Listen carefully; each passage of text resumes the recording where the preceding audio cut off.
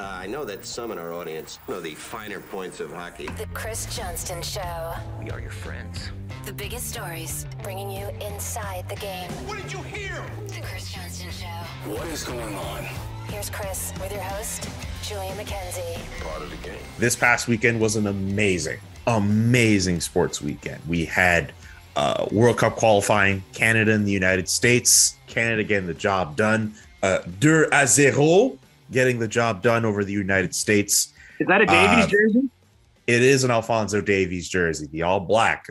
Shout out to everyone who's been watching his Twitch streams, by the way, and also shout out to everyone who's been watching the SDPN Twitch streams, because Jesse Blake has obviously been doing a great job on that. Conference championship football as well. Obviously, the NHL games going on as they normally do on a weekend, and we'll get into some great NHL news and notes, of course. But CJ may have one-upped us all because he got to take in all of those sports and got to party with the Stanley Cup. So you were sending some photos, just mean mugging with Lord Stanley's mug. Can you tell us about your weekend and how you ended up with the Stanley Cup? Yeah, it's a Monday morning. I got a Stanley Cup hangover, which isn't quite the same as the other types of hangovers, but it's going to be hard to top the weekend moving forward for me. So, yeah, I'm down in Coburg. I was visiting with my dad over the weekend, and it just so happens that one of the guys that looks after the Stanley Cup, Mike Bolt, is one of the cup keepers. You know, his dad actually just happens to live in Coburg, and you know, I get a text on Saturday, and he's like, "Hey, are you in town? You know, the Stanley Cup's here, and we're going to have a couple people over." And I just happened to be in town. And so Saturday, literally walk into his dad's house, beautiful house, but a normal house, and just sitting normal except for one thing. In the living room, there's a small platform set up, and the Stanley Cup is just sitting there. That's insane. And, like you said, that's funny. and it's like it wasn't like a big party. Like, it's just a couple families and a few kids around. But like when I came in, actually, like everyone was sort of in the kitchen area, which was separate. And like the cup is just sitting in an empty room, like all shined up. Really surreal, honestly. And we had sort of a small gathering, a little barbecue dinner action, and, you know, hung out with the cup a bit. It was wild. And, you know, obviously professionally, I've been around the trophy a lot, but it's usually, say, at like Stanley Cup Final Media Day, it'll be out where we are, or, you know, even events like the All-Star Game this week. Like, I've seen it a ton over the years, but it's always in the setting where you got to be professional, A, and B, you know, like, you're not going to like run over. Sometimes I'm busy doing whatever event it is. Like, this was the first time I could say where I was around it, and it felt like sort of an intimate setting. And so, man, I geeked out like a kid on it. And what was really cool, and you can ask whatever follow-up questions, is then on Sunday, you know, Mike said, "Hey, why don't you bring your dad over?" Because my dad didn't come with me Saturday night. And so then I went back Sunday early afternoon with my dad, and that was even more intimate. And you know, we got some photos together with the cup, and that was pretty cool. Coburg Poppy getting his day with the cup. I have questions. I know there are other NHL questions that we'll get to on the podcast. Don't worry, but we have to ask about CJ's day with the cup. I know you got to pose with it. Did you try to lift it at all? Did you try to eat out of it at all? Did you get to do any other fun stuff while you could get, you know, intimate with the Stanley Cup? Or did you just like pose with it? Well, I posed with it, but I made the conscious decision, because there's that sort of myth, or whatever you want to call it there, that if you touch it, you can never win it, right? And let's face it, the odds of me ever being in a situation where I'm working for a team or something that could win it, but like, it's not, the chance is above zero that can happen one day, right? It's not high. It's not even necessarily an explicit ambition of mine, but I was like, you know what, screw this. Like, I don't know if I'll get a chance like this again. So like, I had my hands all over that thing. You know, I was, you know, like, my dad and I actually posed for a photo. Maybe we can dump it in for those watching this on YouTube. You know, but I got my hand on the bowl. My dad's touching it. I was like, who knows if we'll ever get this chance? So I kind of made the conscious choice not to adhere to that sort of myth, what have you. It's funny because, and I won't name the player because I don't have the permission, but Mike Bolt, the cup keeper, told me one of the players that recently won it told him afterwards, he's like, you know, I've drank out of this before.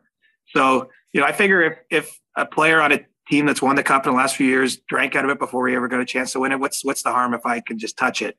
But, you know, the one rule, even in that setting, that you can't pick it up. Like, I mean, it's the thing I actually most wanted to do, not even for a picture or anything. Like, you're just curious, like, could I lift this? How would it feel? How heavy is it really? I mean, I mean, how iconic is that image? Any of us who've watched the Cup ceremony, or even if you've just gone to a Players' Cup Day, you know, which I've done a couple of times over the year. I was actually in Coburg in 2014 when Justin Williams had the Stanley Cup here. And so I've been around it. Everyone wants to lift it, right? I mean, that's kind of the iconic thing. But, you know, even when you're in like someone's living room and it's kind of, you know, that's the rule. You won't be broken. And obviously we adhered to that. I did actually get a chance for the first time ever too, though, to look into the bowl, like literally in the bowl. And there is the names. I can't remember what year. Sick. There is names from one of the teams that's engraved in the bowl, like from the early 1900s. And there was someone with the last name Johnston in there. So the word Johnston is one of the few names inscribed like actually in the bowl at the top of the cup. And that's something I would never have known until getting a chance to chill with it here over the weekend. Could be a long lost relative. Could be. I mean, it's a fairly common last name. Not too, but still, that'd be fun. You never know. You know, my dad even put a picture up on you know, his social media with himself with the cup. And then my cousin said the cup was supposed to be in our house in 1921-22 when so-and-so on the Ottawa team won it. Like there's already like the cool thing about that trophy, right, is everyone has a story. And Yes. I think it's certainly anyone who likes the sport that's had a chance to see it or be around it remembers that. And there's sort of this feeling like that it's been everywhere. It turns out, I guess it hasn't been south of the equator. According to Yeah, Mike I don't Bolt. think it. Sorry, go ahead. My bad. I didn't mean to cut you off there, but I don't think I've ever heard anyone like bring it like further down south. No, but maybe Nathan Walker wins it at some point, who's from Australia. I mean, at some point it'll get there, I'm sure. But you just get that feeling it's been everywhere. Like he even did a cool thing. There's a small town outside Coburg called Grafton. And earlier that day, I'm not sure how it came to be, but he took it to a pond where some kids were playing hockey and just kind of like surprised them with it. And, you know, people have been doing that with the cup for at least 20 years and maybe even beyond that, like just sort of taking it to events, taking it to hospitals. You know, it doesn't just appear in the obvious places. You know, in non-COVID times, it's traveling most of the year, like almost every day. It's somewhere at some event in some arena. Like he was telling me like a big part of what he used to do is go to ECHL games, just random places. They would have it on display at an ECHL game as a way to sort of sell the sport, have, you know, give people a reason to come out to the arena and get a chance to pose with it and stuff like that. And so it's so cool to be around that trophy, even when you do my job and you've seen it before. And to like just be in some random living room blows my mind in my hometown. I mean, I don't want to out anyone here, but the cup actually lives some days in Coburg when one of the cup keepers has it, and he's down here living here. So who knew? So if you want to see the Stanley Cup on any random day, if you happen to be in Coburg, there's a good chance you might not be too far from it, is what you're saying. I wouldn't say there's a good chance because it does travel. Like I think even in COVID times, it like the event list of places it goes is very long. So I think that there were some pretty specific circumstances that had to be in place for it to be spending the night at Mike's house this week. And, you know, there are other cup keepers too.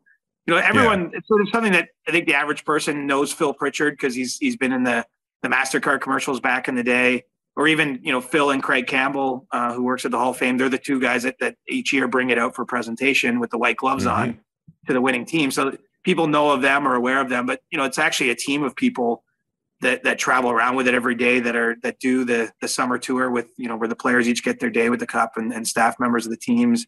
I mean, it's a punishing job because if you only get one day with it, think about it. If you're on Tampa Bay Lightning, you know, you want to have, if you're any player or the coach or whatever, you want to have as much time that day as you can.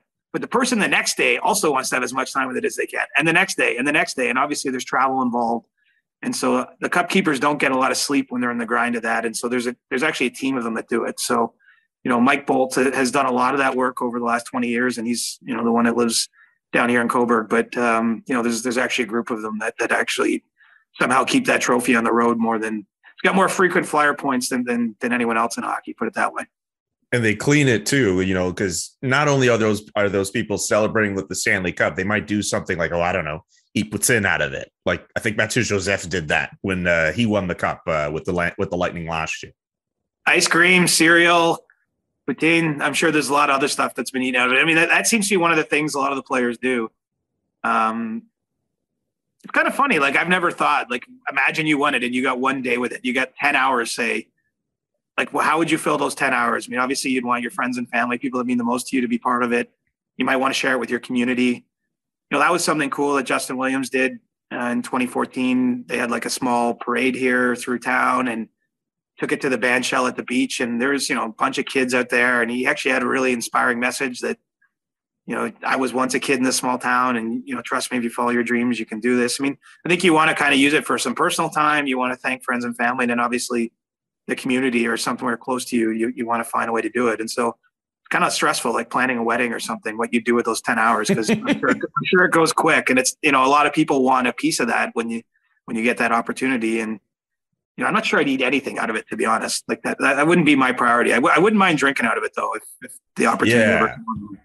You put beer in there. One thing that I wonder, this is the last thing I'll get to, and then we'll get to the NHL stuff, is if anyone has ever had their child like baptized in the Stanley Cup. I'm sure that's happened once. Yes. Like the bowl is small enough where you could put a baby in there and do all the stuff you would normally do at a baptism. Like I'm sure some child has been baptized in the Stanley Cup before. What's amazing is that other things have happened in the bowl of that thing too that are unspeakable or not to be shared on this podcast. So like there's a lot of things. No, I don't mean, sorry. I'm not inferring anything too, but I'm just saying like that thing's been everywhere, man. Like, I mean, even I think it was thrown in the Ottawa Canal once, like way back when. It was in Mario Lemieux's pool once at some point. Someone from the Canadiens dented it. I think it was like Guy Lafleur. Someone dented it. It gets dented every year. Like I remember the Capitals were doing keg stands on it, and then it was all folded in. Like that went online. I mean, look, it takes a beating. It's meant.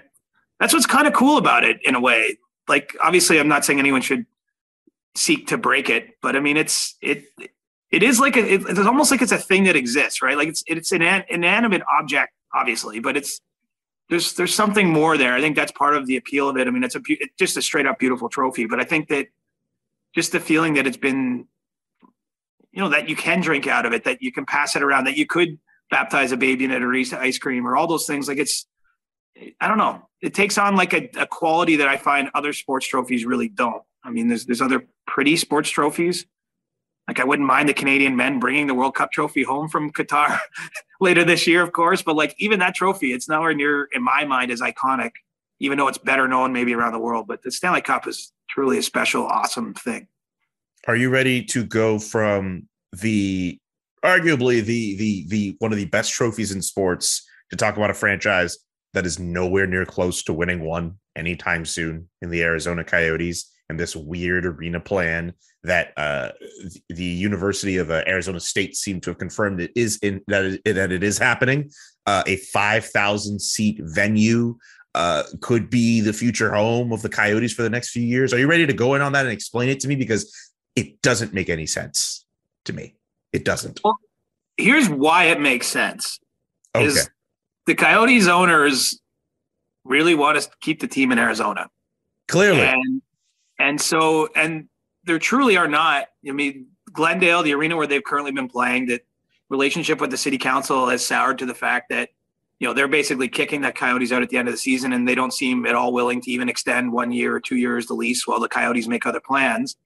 And so, you run out of options beyond that. There's not, a ton of venues where you could, move a team even on a temporary basis, in the Phoenix area.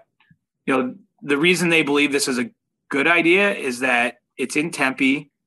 I think it's no more than about a mile from where they're trying to build a pretty grand arena project that includes like a huge entertainment district around it, a casino, obviously restaurants and bars, and, the kind of thing we've seen work in a lot of other places. I think of the area around Staples Center as being kind of like what they're looking to do, but, even probably bigger because they're starting to do it now. And so it puts them in the area geographically where they want the team to be.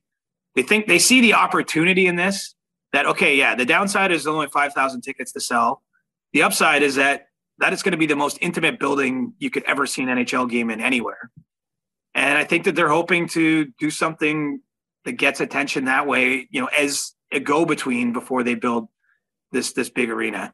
And, at this point, it's actually in Arizona State University's hands. Like the Coyotes, this is their number one priority. They do have plan B and C and D, from what I understand, if this doesn't come through. They have other ideas for things they could do. But they're hoping that this is what happens. And, we're talking 3 to 4 years too, Julian. Like it's not, there's no shovels in the ground on the Tempe project. I mean, there's there's a lot of elaborate plans for how that would look, and there's the whole design is in place, but it's not, you don't build that kind of arena overnight. And so, I think it's a fascinating social experiment if this actually comes to be. I get why people are critical of it. The Coyotes as an organization have been basically unstable for at least 15 years financially. They've struggled to gain traction in their market. They believe, because Glendale is a fair hike from Phoenix for anyone who hasn't been there. It's a long way. Like if you're flying into Phoenix to cover an NHL game, you're renting a car usually, because we're talking $50, $60, $70 cab ride just to get to the area where the arena is. It's a long way away. And so they think that their issues have been geographic as much as anything, that they're not where their fan base is. And, the average fan on a Tuesday night in November might not want to make that drive. They might just choose to go to a few less games a year because of some of those things. We'll see where it goes, but I'll tell you, as much as the speculation is out there, Houston, Quebec City, Milwaukee, Kansas City, I don't know, places you might put a team, like, I don't get any sense whatsoever that they're making those type of plans. I guess anything is possible. I suppose it's possible that if everything falls through, if there's literally nowhere for them to play, maybe they have no choice. But, I asked this week of someone who would know if there's a deadline for that decision, and he said there isn't one in place currently. And so we'll see where this goes, but it's going to be talked about, I think, this week, around All-Star weekend, if, the commissioner speaks, or, we're getting to the midpoint. We're actually just a little beyond the midpoint of this season, and a team doesn't have a home for next season. It's a fair question at this point. This isn't just speculation. I mean, you need somewhere to live. I have two questions. The first question, in terms of the venue itself, I'm sure it needs like NHL enhancements, something to make it a little bit more, conducive to a pro player environment. Is there anything that could be done to, obviously increase the quality of the arena, but also increase the capacity? Or is that not an option? I don't think there's much they can do capacity wise. I mean, it's an arena that's actually still being built. So on the plus side, right, it's a new venue. I mean, it's going to be, again, you're not building a college rink to the same specs as you're building an NHL rink. I mean, that the money is just not the same. The right, need for the use of it, the need to, there's not the need for 40 luxury boxes, or probably an ability to put that in that small of an arena. So I think there's 15 or 16. I think that they're going to need to do improvements to the dressing rooms, and even building something kind of adjacent to the arena, almost like an external dressing room, which will come with some cost. But it sounds like there's still time to do that. Like, I don't think that part can be done reasonably quickly. Look, and ultimately it's not going to be fully up to the standards of a lot of other arenas. But the way the NHL looks at this is that, the New York Islanders just played several years in Nassau Coliseum, a very old, outdated building, very small compared to other arenas. Also intimate. Like, it was a cool place to go for a game, Nassau Coliseum, but maybe not the best place to make a lot of money on your team. But they had to do that while the Belmont project went on. That was a temporary solution. Obviously, they played some games in Brooklyn over the years too, in what was really an imperfect solution. I mean, the scoreboard hung over one of the blue lines. Like, it just felt weird. It was not an arena built to have high-level hockey played in it with the idea of that.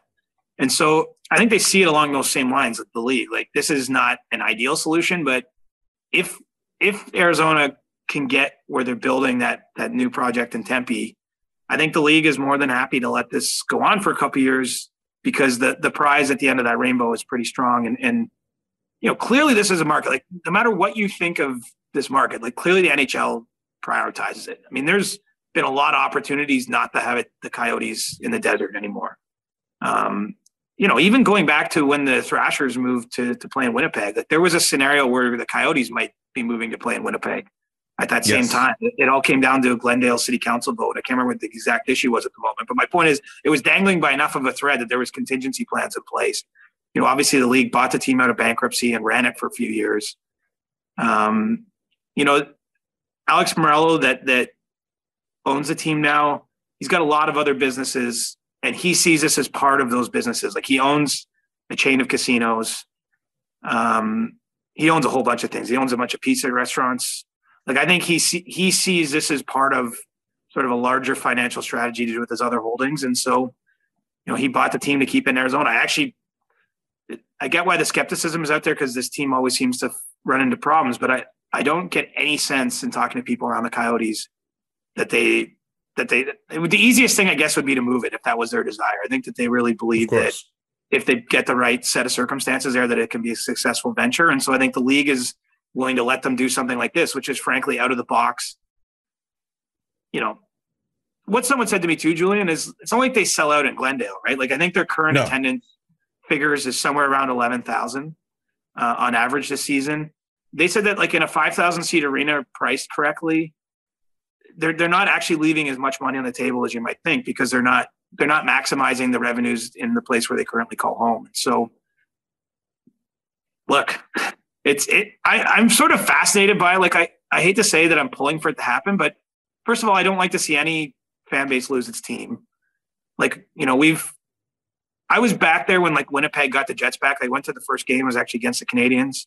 Like it was so cool to see a city like that get his team back. And obviously that's a Canadian city and maybe some of the dynamics are different, but I do think that, there definitely are fans in Arizona. Auston Matthews doesn't exist if the Coyotes aren't in Arizona. Like he wouldn't have taken up hockey. Like I think there's a lot of reasons to it's a really desirable place to live and work. And so I think that there's reasons to fight for this. And so I hope it happens. I think it'd be cool to see a game in that environment. And maybe it helps them reach younger people that are like at that university campus, right? Like maybe this is something that can help them build sort of a different kind of foundation than what they've had before they move into the bigger, nicer place down the street. Okay. So you mentioned Auston Matthews, and that's part of my second question about this. When Auston Matthews' contract expires and all the speculation starts to arise about, hey, what if he goes home to Arizona and they're still playing in this venue? I mean, I know it's just an arena, but like, I wonder if that would be enough to kind of turn him off from even going home in the first place. It's going to be an interesting one, right? Like he has 2 years beyond this one on his contract. And it's just too soon. Like we're just guessing. Of course, absolutely. This is pure speculation. This is pure speculation. Like I'm not trying to get you to be like, give me a concrete answer. Like you could almost say this is a bit trolling than anything else. Right. But if he was sitting here with us, I bet he doesn't even yet know exactly how this is going to play out because I know he loves playing in Toronto. Like I don't think that's absolutely like that's not a made up thing. He's been on a great team basically since he got here. I mean, he helped make it a great team in the first year, or at least a good team from what wasn't a good team. And they've become a great regular season team, scored a ton of goals. Like he clearly likes the spotlight as a guy and playing for a team like the Maple Leafs helps give him that spotlight. They made him one of the top paid players in the league. And so like, I think they've treated him fairly. So I do think that there's definitely a world where he stays in Toronto, but let's see what happens with the team. It's sort of, I don't want to liken it to my own job decision of last summer, but like the truth is you have to get all the information you get before you make that kind of call. And he's going to be able to pick his spot at that point in his career. I mean, there's not a team in the league that wouldn't want him if he became a free agent, if he was willing to become a free agent. I would think it's July 1st, 2023. Well, assuming July 1st is free agency in 2023, but July 2023, when the Maple Leafs can officially sign him to an extension 1 year out from the end of his deal, I would think unless something crazy happens between then and now, they're going to be showing up to his agent's door with a massive offer on that day. And, we'll kind of see how this goes down. I think there's probably only 5 or 6 places Auston would play though. Like, I think that some pretty clear things would have to be met there. Like they got to be able to pay him a big sum of money. Like, because Connor McDavid signed longer term, I actually think Auston will become the next highest paid player in the league because I think he'll vault him on that next deal at least. It's going to have to be either kind of a cool city or maybe an under the radar cool city. Like I'm not saying it has to be New York or LA or Toronto, but like I think it's got to be somewhere kind of cool. I think it has to be an organization where when he's signing that contract, he feels like they have a chance to compete for Stanley Cup. In the near future. It's not to say that they have to be absolute cup contenders in that moment, but there has to be like the right collection of young players there where you're joining something that's going to be good. And we'll go from there. But, I don't know if Arizona can get there in time is sort of what I'm angling you here to, because I mean, we could all understand what they're doing with their rebuild. Like they have a crazy number of draft picks in the 2022 draft. I think we'll see them move some of those picks to push the draft picks back. Cause like, you don't want to make, I don't know what the number is, 15 picks in 2022. Like, I think you want to spread it back. You know, they're still talking about maybe trading guys like Jacob Chikrin. I mean, you're getting, what are they getting in that trade? Future assets. So like, they're going to try to get on the path to building something great, but can they do it in 2 years where they make that a place where, as much as Auston is so proud of where he's from, he still spends his summers, a lot of it in Scottsdale. His parents still live there. You know, can they make it a situation where he really wants to join that in time? I think it's going to be tough. That's not to say it's impossible, but I think it's going to be tough. So, you know, we'll see. This is going to become a big storyline. Like, it's funny. It's not really discussed much in Toronto yet because it's just far enough off. You can't really advance the story anywhere. But after the end of this year's playoffs, no matter what happens for the Leafs, I think it will be a talking point for the next year leading up to July 2023. That's a very good point, and I'm very glad we got that jump on that storyline. July 2023, folks, put it in your calendar. That's when we'll really start to know if Auston Matthews wants to stay in Toronto or go to Arizona or some under-the-radar cool city like, I don't know, Tampa? Do you want to go to Tampa? Nah. You know what? It's a moot point. Maybe. Depending on what their salary cap situation is like, I guess. I have to be clear. This isn't information. This is not information. This is like understanding. I think I have a good understanding of what it could look like or what it would have to look like. And like, you know, I'm just thinking somewhere like Nashville or, you know, just somewhere where, like, the cool thing about Nashville, of course, like it's an awesome fan base, great place to live, no tax state in the US, Tennessee.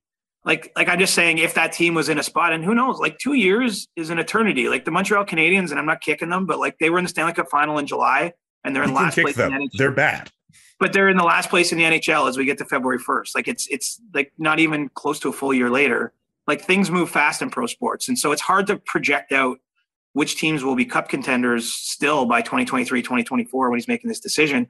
I actually think if the Leafs keep managing themselves right, they should still be in that conversation too. You know, I think there's a real world where he stays in Toronto. Like I know that it seems like there's like a lot of people that like to whisper like he's gone. I don't buy that one bit. I actually think if the Leafs remain competitive, if we ever get fans back in the building here, like I don't want to beat on this every week, but like if the world gets more normal, if it gets exciting, if they go on a playoff run, I mean, he's already like top 10 in goals all time by a member of the Leafs. Like he could go down. For sure, he can go down as the greatest ever Maple Leaf.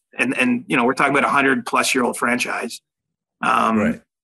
You know, I think, you know, we'll see how long John Tavares plays. I'm certainly not pushing him out of the league, but Auston Matthews would be the next captain of the Leafs if John Tavares were to retire or, you know, move on for whatever reason. Like, there's a lot of strong selling points here, and I do think he really genuinely loves the organization and the city. It's just, you know, you also only get one chance in your career to think about going somewhere else at his age while he's still on top of his game. And so, you know, you have to I think you have to sort of entertain all thoughts. You know, you don't want to make any big decisions. And the good news for him, like literally he's got 17 months before he even has to make that decision. So again, that's another eternity. Maybe the Leafs have won a cup by then. Maybe they've been beaten out of the first round and the team's been blown up. Like, you know, there's a lot of different ways this could go. It's Julian here with a message from Athletic Greens. Right now, it's time to reclaim your health and arm your immune system with convenient and daily nutrition, especially heading into the flu and cold season.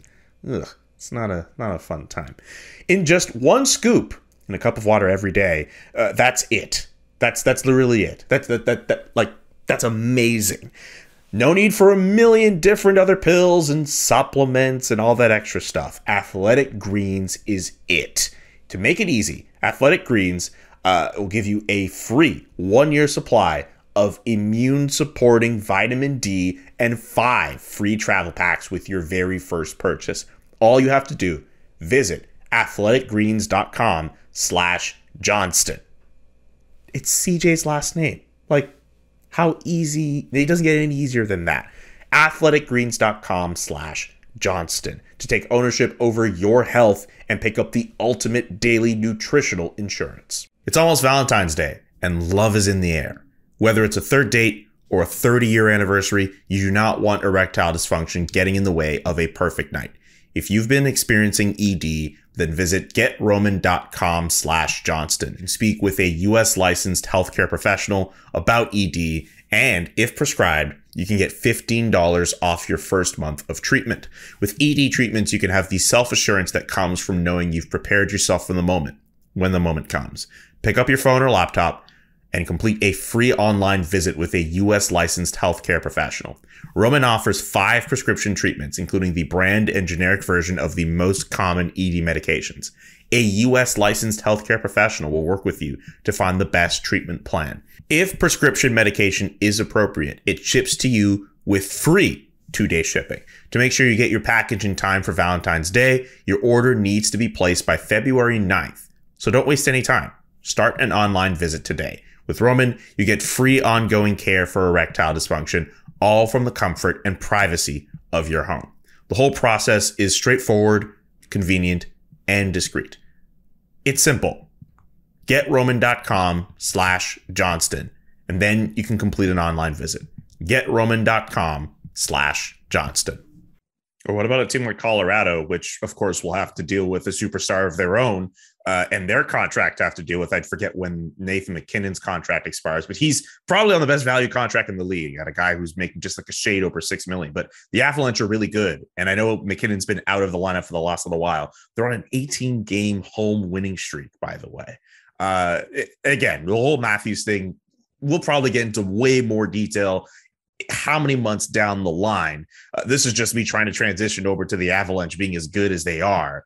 Like, I look at them right now and I see the pieces that they have in place. Like, they might be good enough as they are to make it to the Stanley Cup this year. And who knows if they're able to manage themselves correctly in the next 2-3 years, they could continue to be a cup contending team. But right now, what do you think of this Avalanche team? What do you think of them as we are pretty much at the midpoint of this season? Are they the best team in the NHL right now? Like, what do you think of them? For sure. Current form. I mean, how are you going to look at their record and conclude otherwise? You know, did I see right that they're 15-0-1 in January alone? That's insane. There are teams who have not had 15 wins this year. Yeah, but also think about it. They played 16 games in a month with 31 days. Like, they played more than every other night and lost one game, and it wasn't even in regulation. Insane. Like, that's mind-boggling. You know, they had a bit of a slower start to the year than we expected. Remember, they dealt with COVID. They had some injuries. Like, you know, it took them a little while to get their legs under them, I think, and get to live up to sort of the status that, you know, a lot of people were predicting them to win the Stanley Cup. Mm-hmm. You know, when it was September, October. You know, I see them as right there. And look, they've been building at this for a while too. And I think that they're going to be one of the aggressive teams at the trade deadline. Like, it would not surprise me at all if, you know, we've heard talk of Claude Giroux going there. Like, I think that they'll be willing to sort of push all the chips that they can into the middle of the table.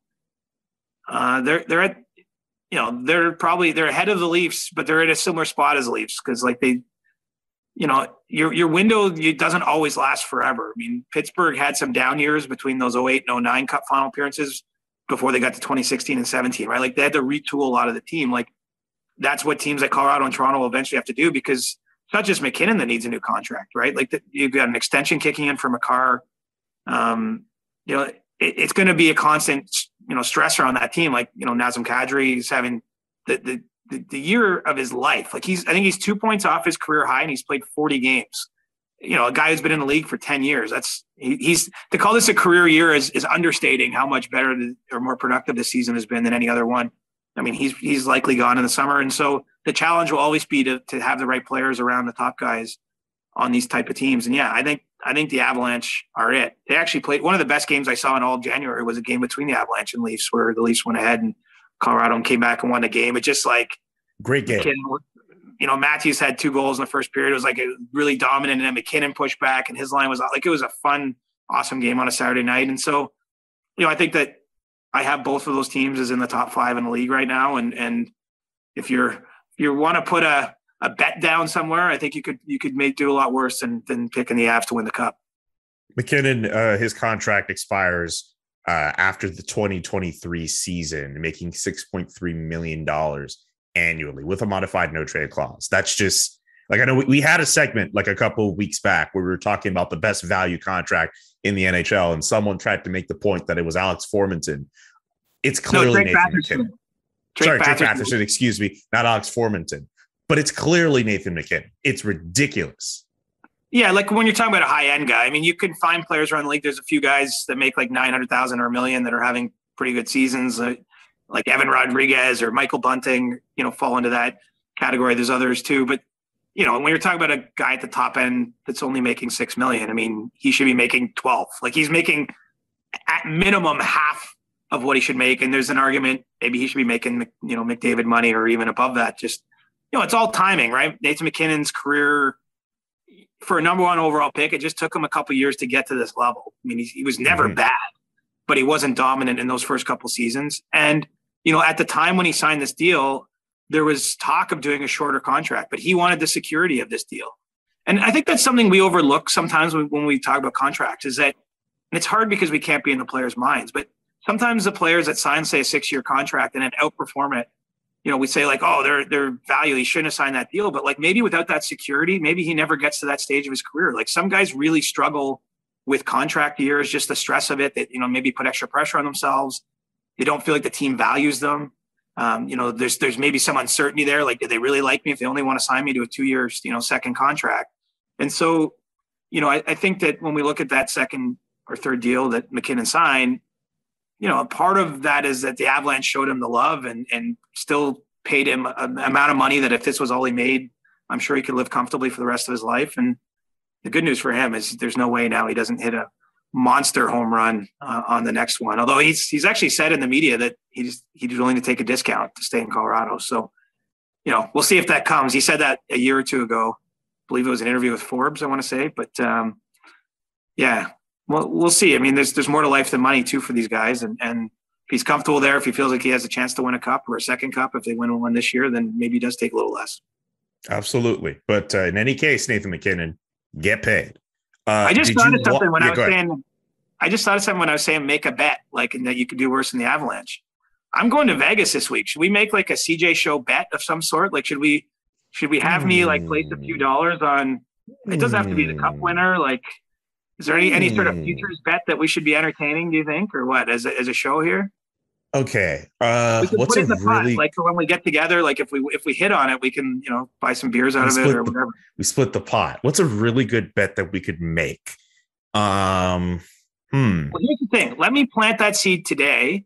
I'll be doing our Thursday show while I'm in Vegas, and we'll decide. Maybe I'll send you in the meantime, like some of the futures bets that we can lay in, and we'll show our work for the audience, and I'll place that bet on Thursday. That sounds like a plan. You have to understand here, I am an absolute noob with gambling and bets and stuff. Like Pierre LeBrun taught me about point spreads like over the weekend. I saw that on Twitter. Like you were like learning in public with everyone. Pretty much. And it did. I went 0-2 against the spread. So I told it's the first and last time I'm using point spreads. I'm half kidding, but I'm very much a work in progress with that. Anyway. Well, let's look. Like Jonathan Huberdeau's leading the league in scoring right now in points, right? Like maybe I'm not saying we place a bet on Jonathan, but like that race is very much up in the air more than people would have thought. Like McDavid and Draisaitl didn't run away with it as they were early in the season. So maybe we pick our Ross Trophy winner, or perhaps the goal scoring leader, or whoever wins the cup. I'll send some odds into the group chat, and we'll figure one out. Let's get to that for Thursday. Before we get to Ask CJ, because of course it is Monday, a few more things. Did you watch the Carey Price press conference on Sunday evening, which happened pretty much smack in the middle of the AFC Championship game, but also just before they played against the Columbus Blue Jackets? Did you watch that press conference with Carey Price? I saw clips. I'll keep it real. I was watching the AFC Championship game at the time. So very fair. I was doing the same thing too. But essentially, for people who didn't see it, I believe it's the first time he's spoken publicly since he got out of the player assistance program. And also since news kind of broke out in the last few days that he essentially has to start over his rehab to fix his injured knee. Just to boil down just some of the key points that were mentioned here, he says his goal is to come back this season, but he can't really put any odds on how his chances are with regards to returning to the Montreal Canadiens this year. He also said if his rehab messes up again, like he's willing to do this again because it's very important for him to work his way back to the Montreal, just to play hockey again. That being said, a lot of people are wondering, hey, with the Canadiens trying to reshuffle the deck and moving some players out, is Carey Price a guy you want to move out? he doesn't seem like he wants to really move anywhere. Those are just some key takeaways from it. But from the clips you might have seen or any stuff you might have seen, any other insight on Carey Price? Well, I think it's too soon to be talking about where he might play if he finishes his career as a Hab. Like what my takeaway is that his career's in some degree of jeopardy, or it's just not certain what he's dealing with physically. And, let's look back over the last 7 or 8 years. I mean, there's been a pattern of knee-related issues that he's had. I'm not sure they're all directly related, but I mean, he's played over 700 NHL games as a goaltender. Like that's a ton. And, obviously there's a physical toll that takes. I'm happy mentally that he's in a good place, that he mentioned, the treatment he received for substance use at the start of the season was successful, that he's kind of gotten to a better place in his life, but we don't yet know what his body is going to allow him to do. And, he mentioned that he was nervous or anxious about these next few weeks, just seeing how he responds, because he is back now on the ice a little bit and obviously trying to ramp up towards some kind of return. And he doesn't know physically if that's going to be able to happen because of this FX he has and because of some of the struggles I think he's had in the past with those type of injuries. And so I think my takeaway is let's not get ahead of ourselves. I think he's someone to root for, that, you hope his career isn't over on this. And I don't think we're at that stage, but just not entirely clear when he's going to be able to do what. And until that plays out, I don't think we can really truly handicap, what he's got left, if Montreal should trade him, all that type of stuff. I think it's premature to get into that until we see, if he can get back in the net this season. I think it'd be a cool story if he was to play games. I know that the team's season is lost in terms of wins and losses on the ice, but there's a good story of personal perseverance that could be told if he's able to play games for the Habs this season. That's a very good point, and I'm glad we can pretty much leave it at that with Carey Price, and we don't have to get into how bad of a team the Montreal Canadiens have been, because I've seen enough to make that judgment.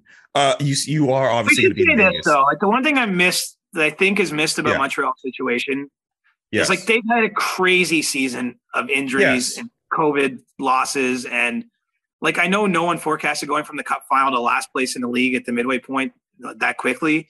But they've had a lot go against them too. And I just see a lot of people really teeing off on them. And I do think a piece of context is missing, that no team could probably lose this many players and not have significantly, alter their results on the ice. And so that's the only thing I'll say about the Canadiens is I don't think they're this bad. I just think that a lot of things have gone against them this year, and will not surprise me in the least, even if they don't have a crazy big offseason, if next year's a lot better, just because odds are they're not going to have 10 and 12 guys out at a time. They were playing lines. I was reading their lines on Twitter sometimes. It's man, this is Laval Rocket. This is an AHL team with a couple guys. They had ECHL guys up here at one point, at least one guy. So it's not to excuse this. And I understand people are probably frustrated and mad and are how are we going to watch 40 more games of this? But there are circumstances that I think some people are missing as to why they've fallen so far so fast. This is true. You're going to be in Vegas this week for the All-Star game. Are you going to be able to watch the skills competition? Absolutely. Okay. So you're probably going to see, this was from an article that I read in The Athletic this morning, the Fountain Face-Off, which is some new fangled thing that they're going to put in for this year, where they're essentially going to have players on boats and they're going to take them to platforms in front of the Bellagio, and they're going to be shooting pucks into these 5 targets, and they have to get them in the least amount of time to win. That sounds very fancy, very Vegas. Am I tripping? I think there was 1 year the NFL draft was supposed to be in Vegas, and they're supposed to bring in players on boats. Did that happen? I feel like a lot of people are trying to use that whole boat thing. Well, the Bellagio Fountain's probably the most iconic part of the Vegas Strip, arguably. It's certainly one of the best known landmarks on that strip. And so when you're in Vegas, you're struggling. There's so much to do. There's so much to get attention. You're struggling to get attention, right? I think that the Pro Bowl's in Vegas this week as well as the All-Star game. And so there's a lot going on. I mean, that's what Vegas is. And so I love this from the NHL. Honestly, you got to try stuff. I mean, the All-Star weekend, I think we've talked about this. It's just meant to be fun. We don't know how well it'll come off. I know they've tried events in the past, St. Louis, they had guys in the stands shooting at targets on the ice, and maybe the event didn't go off quite as well as they liked, but I give them points for trying. I'm going to award them points preemptively for trying on this, but let's hope the players get into it. Let's hope it's actually kind of interesting. At minimum, it's going to get them some attention in a place where it's hard to get attention. And so I'm all for this. I'm curious to see how it works out. I'm not clear exactly how it's going to look, but I like that the league. I like that the league is trying stuff. Look, I think it's in. I get that it's in style to just like shit on everything they do when it comes to this weekend, but we should also like not take ourselves so seriously. This is entertainment. And if there's anywhere you can be outside the box and do whatever, I mean, Vegas, like, you see all sorts of stuff there. Like, I'm going to be having a morning coffee one day at like 8 a.m. and see people that are still up from the night before and whatever. It's just a place where anything goes. And so I think anything should go in this all-star skills competition. So I get the sense you'd also like the NHL 21 and 22 event where players will shoot at oversized playing cards trying to get to 21. So basically they're going to have them play blackjack. I was told there'd be no math, but math is essential to blackjack. Yes. Blackjack's I'm not a huge gambler, but blackjack's the one game I'll play. I'll probably sit down and play a little bit of while I'm down there. I think that's great. I mean, as I say, like you want to tailor the event to the place you're in. And I think Vegas does open up more possibilities. You're probably not doing this event if the All-Star Game's in Raleigh or what have you. Like, it wouldn't make as much sense. And so for a one-off, why not? I think just hopefully it doesn't drag too long. Like, I think that's the challenge of introducing these new skills. Like, the reason that you've had like hardest shot and the target competition and certain, fastest skater, like that we've had those things going back to like the 80s is because they're really easy to understand. They work well. They're sort of historic. Like, it can be hard to introduce new events because it's one thing to sit and draw it up in the boardroom and it's another thing to like get the players to actually really be into it and try to succeed at it. And so, I hope it goes well. And I hope, the guys can have a little experience with the cards and do the right math as they're playing that thing out. Yeah, of course. Last segment before we get to Ask CJ. This is just an idea I kind of came up with, kind of freewheeling, English, just failing me this morning. Jeez. I came up with a list of players, some that I've heard, that could be traded ahead of the trade deadline, trade chatter around them, players who could be chasing a Stanley Cup ring. I put together a list of 5. And depending on how this goes today, maybe we do this again with a few other names because, the trade deadline, we could see more than 5 people traded. I'm going to mention a name. And if you can, just tell me what trade chatter you might have heard about them. Are we putting too much in their trade stock? Are we not putting enough trade stock in them? Like, I'm calling this the trading pile. I'm workshopping a title here. So are you cool with that? Is that cool? I know I kind of sprang this on you. Sure. We'll just do it rapid fire because some of them I might not have that much to say. That's very fair. How about this name to start? Peter Mrazek. Not being traded. I think that the question with Mrazek, right, is he makes $3.8 million against the cap for 2 seasons beyond this one.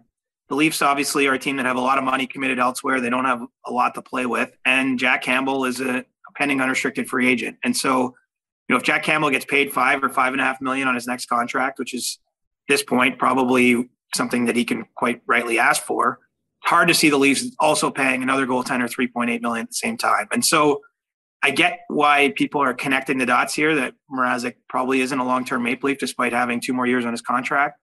But I also don't think the Leafs, they signed him for a reason. They want depth at that position. They can afford to have those guys making what they make today. And I think you'll see Mrazek stick around as insurance, perhaps. I mean, I think he's going to play a lot more in the second half, assuming his body stays healthy, which was the issue is why he's played so few games now this season. And then this summer that will be revisited and they'll address that, potentially moving him then. One name that was mentioned over the weekend, Connor Garland. Vancouver is wide open for business. And, they're not trading an Elias Pettersson, probably not trading a Bo Horvat, who's got 1 more year on his contract beyond this one, their captain.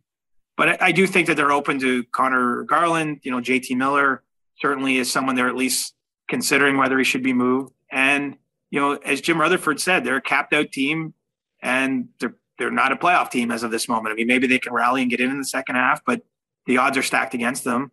And so, I could see them shipping out money, and that means maybe trading a player you like. And Connor Garland, just got there in the summer, signed an extension after the trade from Arizona, and has played well. I think he's performed well, and that's why there would be interest in him. And so, it's not just trading away pending unrestricted free agents or older players on smaller deals. I think the Canucks are going to consider almost anything. And if you look at Jim Rutherford's history, like, he has never been afraid to swing a trade. He's made more trades than any GM by far in the last 20 years. And so I would not be the least bit surprised if it ends up being a Connor Garland. It's not saying that they've made up their mind he has to be traded, but I think that they're open to discussions, and he's a player that other teams want. John Klingberg, a name we've discussed on the show before. It's cooled off a little with him. And, the Stars have reeled off a nice winning streak here right before the All-Star break. And so maybe that's eased some of the pressure around it or the tension. Certainly I still expect him to be moved. Just because of how that situation's gone. The contract talks on his extension fell entirely quiet earlier this year. He came out and said he felt a little disrespected or not valued by the organization. I don't think it's the best situation. And so, the only thing that could maybe get in the way here, Julian, is there's a lot of defensemen I think are going to be made available leading up to March 21st. And so maybe if the value isn't there, if it's not worth Dallas's, time to trade someone of that impact, maybe they hold on to him. But at this point, I still think they're focused on trying to deal him, but it's kind of cooled off a little bit, and maybe some of the urgency's out of the situation because the team's been winning. Jacob Chychrun of the Arizona Coyotes. The auction's still going. We've had teams sort of be interested and fall back. Florida seemed really interested and maybe fell out. Some people say they're still there. I think the Rangers kicked tires, Boston, LA, Columbus. I think, look, the trouble with this, he's got 3 years beyond this season on his contract. Like, you don't have to make this move now if you're the Coyotes if you don't feel that the offers get to a spot. And so, he's been quite out there for quite some time. I know there's a lot of teams that at least inquired and have looked into seeing the fit. The trade hasn't materialized. And so I'm not going to say with certainty that he gets moved by the deadline because I think there's still plenty of opportunity in the future to move him. But, Arizona's basically sent everything out the door that isn't nailed down to this point. And so they're willing to move that player, but it's going to have to be a big package because he's 23. His cap hit's $4.6 million, pretty reasonable for someone that age, still, I think with prime years ahead and sign long-term. So a team, acquiring him would have some certainty about getting multiple cup runs, say, or multiple strong playoff opportunities with him. And so, we'll see where that one goes. So this last name I only brought up because someone, I think, tweeted this question at you. If there was ever a chance this person could be moved by the deadline, or if anyone had any interest in this player. So this is my way of kind of getting around, including that question in and just putting it into this segment. Zdeno Chara. Only if Zdeno Chara wants to move. The Islanders and Lou Lamoriello will do right by him.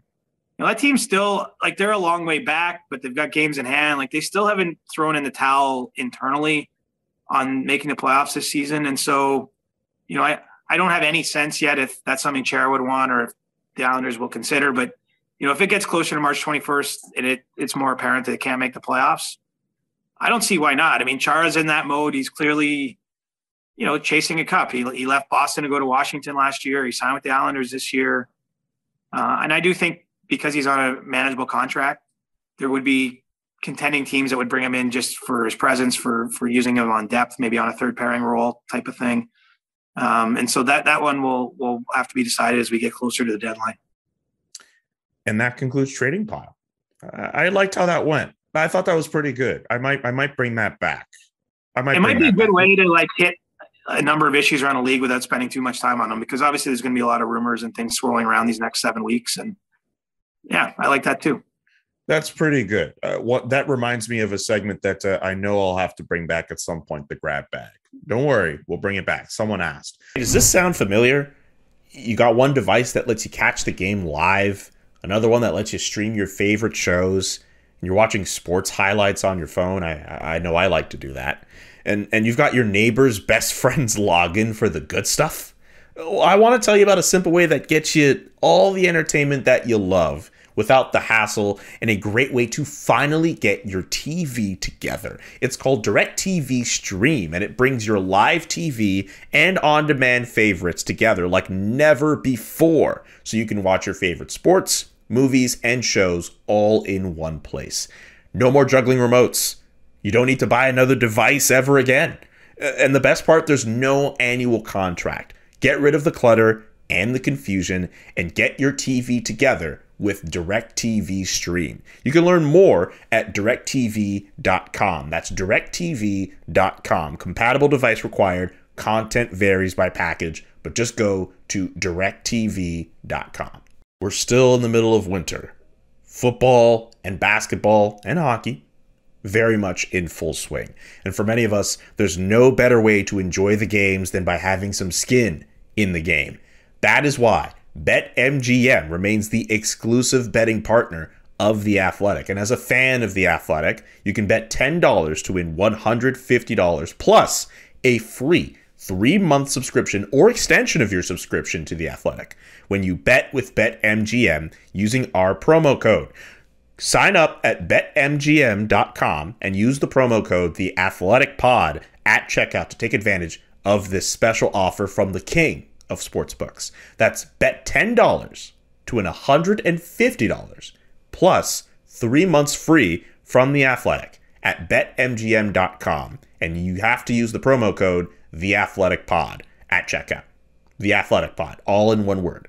New customer offer. Visit betmgm.com for terms and conditions. But another segment we'll get to now, Ask CJ. This is the segment we do on Mondays where we go through some of your questions. Some may have already been answered in the Inside the NHL column that CJ writes every week when he's doing his thing for stuff that appears in to the Toronto Star while working super hard for North Star Bets. But sometimes we get some of the leftovers. Well, not really leftovers, but we get some questions sent to us specifically through Discord or stuff on Twitter as well. I want to go through this one from Irene Wong on Twitter. Curious to know, for your Hockey Insider segments, are you business dress from head to toe or business from the waist up and casual from the waist down? Love the CJ show. This might be a little much, but I'm very curious to see what your answer to this is. I'm all business. It depends where I'm doing the hits from. Like if you ever see me in the studio, which is where I do my insider trading segments on Tuesdays and Thursdays, I'm wearing a full suit at that point in time. I do actually have one fit that I wear with like jeans. It's a little more casual and like a blazer and shirt and tie. So I guess occasionally I do have jeans on when I'm wearing that. But for the most part, it's all suit and tie. Now, in the pandemic times where I was doing more hits from home, sometimes it would be track pants on the bottom and then shirt, tie, and jacket on the top because, I'm at home. There's no one else I have to worry about seeing how ridiculous that looks at its entirety. And there's no way anyone would need to know. And so I would say it just depends where those hits happen. But for the most part, it's all business. I think it's better that way. It feels more comfortable actually in a lot of ways. And that's how I do it. There are some people, and I'm not going to name names though, that have a more relaxed below the waist situation going on and just prefer to do what's shown on TV. Damn. Now I want to know who those people are. But I'll get to the next question from Red Shark Pack on Discord. Is it time to retire the don't touch the championship trophy superstition? 5 of the last 6 Stanley Cup champions have touched the conference trophy. This is a question after my own heart, and how fitting, because I made the decision to touch the Stanley Cup the other day. It's not quite the same thing, but like, I don't believe in the superstition. Like my point is I actually don't believe I'm ruled out now from winning the cup if I end up working for a team. So, I've always thought, especially for teams that haven't been there before, like you don't know if you'll get that moment again. Like, why wouldn't you?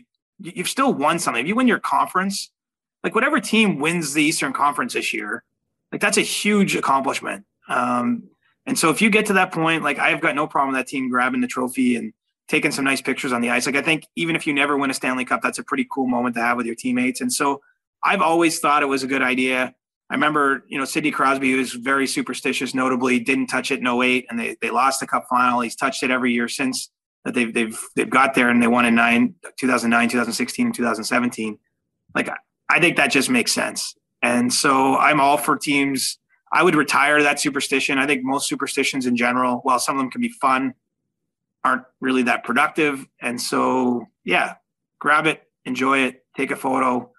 You got to enjoy your life. Like, that's literally what I was thinking. Like, me and my dad are standing here at the Stanley Cup. Like, I might never get this again. Like, of course we're going to embrace it as the third member of the family for this photo. The New York Rangers retired Henrik Lundqvist's jersey over the weekend. Do you have a favorite Henrik Lundqvist memory? This is from Steve Pans on Discord. I remember interviewing him once at one of those NHL media tours, like where you're alone in the room with him. And I was in a boardroom in New York at the league, where the league office was at the time. And just like, you felt like he had like an air about him. And I don't mean a bad air, like just like you felt like you were in the, like literally in like the presence of royalty or something. Like there was really a special quality about him. He was such a sincere man though. Like that's actually, I kind of remember his humanity more like that, as much as obviously he's got the good looks and he's got all the interests in playing guitar and friends with the celebrities, like real, like he couldn't come across as a more normal guy and a more caring guy. I also remember, and this isn't a good memory of Henrik's career, I'm sure, but the Stanley Cup final in 2014, like you could see him, he'd worked so hard to get there. And they lost game 2 of that series at Staples Center in overtime. And I remember we were all waiting in the dressing room for like 20 minutes. I'm not kidding. While he slowly took his equipment off, and like, he wasn't being a jerk. You could feel just how much it meant to him and how devastated he was by, like, it was a really close game. And then they'd lost to go down 0-2 in the series. But man, honestly, just a gentleman, won everything but the Stanley Cup, got very close with that Rangers team in 2014. And really a lot of those years, like they were always among the handful of teams you said could win it if certain things went their way. They lost a game 7 against the Lightning in 2015 of the Eastern Conference Final, 1-0 or 2-1. Anyway, I mean, the margins were pretty slim, and Lundqvist himself had insane game 7 numbers over his career. And so, he's an automatic Hall of Famer, but was a Hall of Fame person. And I think, ultimately, when it's all said and done, and we talk about players stepping away from their career, I mean, that's the kind of impact you want to leave. And I think anyone who spent time around Henrik Lundqvist, came to feel that way about him. Last question with the Noxie and Cax podcast: with which 2 players, one recently retired and one currently active, would you pick for the next SDPN podcast? Ooh. Do they have to be hockey players? I assume they mean hockey players. I mean, I guess we start with what active player would we want on a podcast? Because Brad Marchand's talking a lot of shit lately. Maybe he wants one. And then do you pair him with a retired sort of straight man, for lack of a better way to put it, or do you pair him with another kind of goofball? That's a good question. That's a good question, because depending on who you get, like, you make the podcast, you could easily make the podcast kind of more centered around Brad Marchand, or if someone's equally as goofy as he is, you let him do it. Maybe like Sean Thornton, he's played with him for a couple of years. Maybe he knows a thing or two. Right. Man, that's a good question. I didn't prepare for this one, and so it's hard. And I'm sort of playing it out in real time. That's fine. I think a lot of people appreciate like the inner machinations of your mind working in real time. Well, so he maybe doesn't count as recently retired anymore, but I'm good buddies with Colby Armstrong, and there's one thing about Colby, just a great super guy. He's got great stories and he loves to tell stories, and I find he's got a really good way of relaxing players, like the current day players. Like, he really connects with them. He does. And so I would actually pick him as my recently retired. Like, I don't know if you saw, he did an interview with Sidney Crosby at one point. He did one with Brendan Gallagher. I did. Like, he's actually like he's not an interviewer. He's not Barbara Walters or what have you. He's not like Elliot Friedman, but he has a great interviewing style because he's just a good guy that connects with people. So I actually think he'd be good to bring the best out of the current player. I'm not saying I'd pair him with Brad Marchand though, is the only thing. Yeah. Who's like a really cool personality who's in the game right now who would be good for this? Like, I know PK had his own podcast. Yeah. I think Steve was on it at one point, I think. I'm not tripping. I might be tripping. Maybe I'm not. Yeah, this is tough. This is a really tough one. We didn't get all the way there, but Colby would be my retired guy for sure. because he's got amazing stories. Honestly, like just hilarious stories. And like within the boundaries. Like I'm not saying like all off color. And he loves hockey, which I think of course got to be a minimum requirement for this podcast, right? Like someone who just like still loves the game. Man, we're really thinking about this. This is really. I think he could get something out of Brad Marchand. I think we could get a lot of funny laughs if those two were in the same room. I'm just gonna lock in my two answers as Colby and Brad, unless there is another name that pops into your mind like immediately after I say this. No, I'll stick with that. I think they would be fun. And what I would appreciate about Brad is what I try to bring you here on the CJ show is just, I think he'd be authentic. You'd know his stance on things. He'd tell you what he knows and what he thinks he knows. And that's what we try to do around here, Julian. That's what we try to do every episode we do whenever we get together for the Chris Johnston Show. That does it for our Monday edition.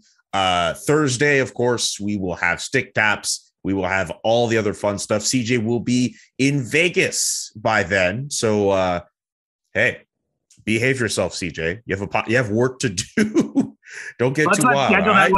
Let's not schedule that one for like 7 a.m. Pacific time or something. Yeah, we'll figure that out when we get off recording. But yeah, Thursday episode, we'll have that for sure.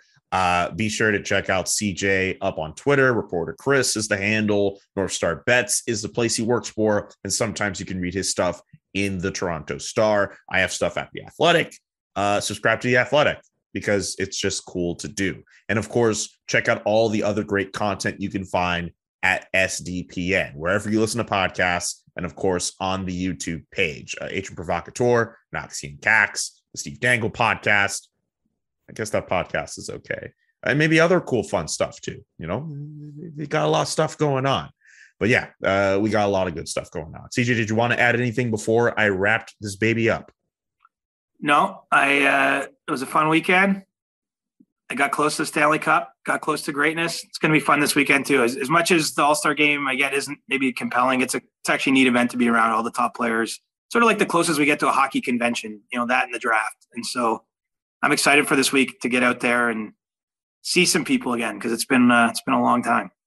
For CJ, I'm Julian saying so long and peace. CJ, be safe, and we'll talk to you on Thursday in Vegas. Yes, sir. The Chris Johnston Show. Inside the Game, twice a week. Follow Chris on Twitter @ReporterChris. And follow Julian McKenzie @JK McKenzie.